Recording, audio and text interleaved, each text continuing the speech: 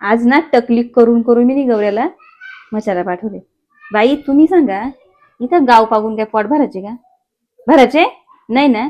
आज जणू की राज्यामध्ये म्हणजे जत्रेचं लौकिक आहे. तिथं व्यापार करायला घाटवच्या गाय ना, परदेशातल्या गाय ना, कुठल्या कुठल्या लांब लांबचे लोक आहेत. मग इथल्या पोराला काही रोग आले का बरं? नोकऱ्या नाही म्हणजे रोजगार नाही, रोजगार नाही. रोजगाराच्या एक एक संधी येतातच का नाही. मग त्याला रोजगार आपण स्वतः रोजगार निर्माण करायला काय हरकत आहे का बरं? पाठीपासून दुकान लावायला गेला बलांकिटांचा. तर बोलल्यावर राग येते का नाही? बोलतात ना सख्याला राग येते, तशी तारा झाली आता ही. मच्छाला जायला पाहिजे नाही, ऊन लागते, थंडी वाजते. तर ह्या असा जर घेतला ना, तर मग जोरदाला घेईल ना बॅट घेऊन क्रिकेटच खेळायला जाईल. त्या बॅट बॉल खेळलो त्याचा पॉट भरते. तर आता त्याच्याविषयी पण काही बोलू शकत नाही.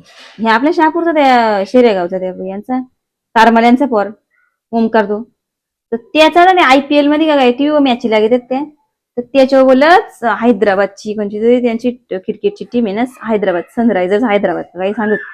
तर त्याची निवड झाली. तर बाई 30 लाख रुपये देऊन त्या पोराला त्याही त्यांच्या टीम मध्ये खेळायला घेतले. त्याच्या वाचून त्याला कंच्या सुधारा कंच्या ती बॅट चोखून आणलेली ती आपल्याला काय माहित नाही. ती सांगतील बरी, ते सांगतील माझ्या पोराला पण मी त्यांनी नाही उजेड पाडला असतं त्यांनी. बायऱ्यांची माणसं याची होती मशाला इथं पनवेलच्या. पण आता त्या नवी मुंबईच्या विमानतळावच्या एवढा काय तिथं वाद पेटले ना, गावगावची लोक पक्की पिसाल्यात तिथल्या अख्खे गावगावची लोक सगळी सरकारच्या विरोधात गेल्यात. नाही ती सगळी पिसाल्यात. आता पिसालतील नाही तर काय होतील. आज जणू की त्या दिबा पाटील लोकनेताच नाही का, लोकनेता नाही तर मग कोणी त्याही त्यांच्या हयातीत. आता समजा देव माणूस नाही राहिला इथं, त्यांच्या हयातीमध्ये या शेतकऱ्यांच्या ठिकाणी केला. त्यांच्या जमिनी जणू की किऱ्यामुंगीच्या भावात त्या शिरकोणी विकत घेतलेल्या, त्यांना पण चांगला भाव त्याच माणसाने मिळवून दिला. मग त्याचा नाव नाही त्या इमानताला देतील, मग कोणचं नाव द्यायला पाहिजे? त्याचं नाव देऊ देऊ देऊ असा करीत करीत काही नाव काही दिलाच नाही ना. ते इमानतेल पण चालू केलं.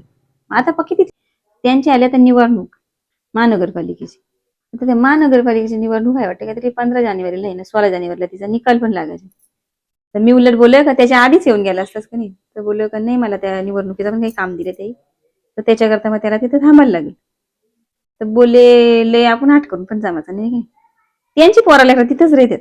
ह्या निवडणुका आपल्याला मस्त वाटते का आपला हक्क आहे. निसा हक्क नाही बाई, तो जबाबदारी पण नाही का. आता तिथल्या माणसांचं सगळं जीवनमान त्या निवडणुकाच ठरवतात.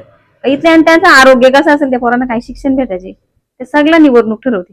आपण त्याला गावाले असं हटकून का झालं चालेल का बरं? सांग बरं. त्यांचं काय गावाला येऊन भागायचे का बरं? आपल्याला मस्त वाटते का आपल्याला ही पोरं इथे यावं. पोरं तिथे येतात त्याला म्हणते ज्या नागरिकांना समजते ना निवडणुकीची धुरा म्हणजे आपली काय जबाबदारी, त्या लोकशाहीला खरीच पुरं झालं वाट भेटते. नाही तर मग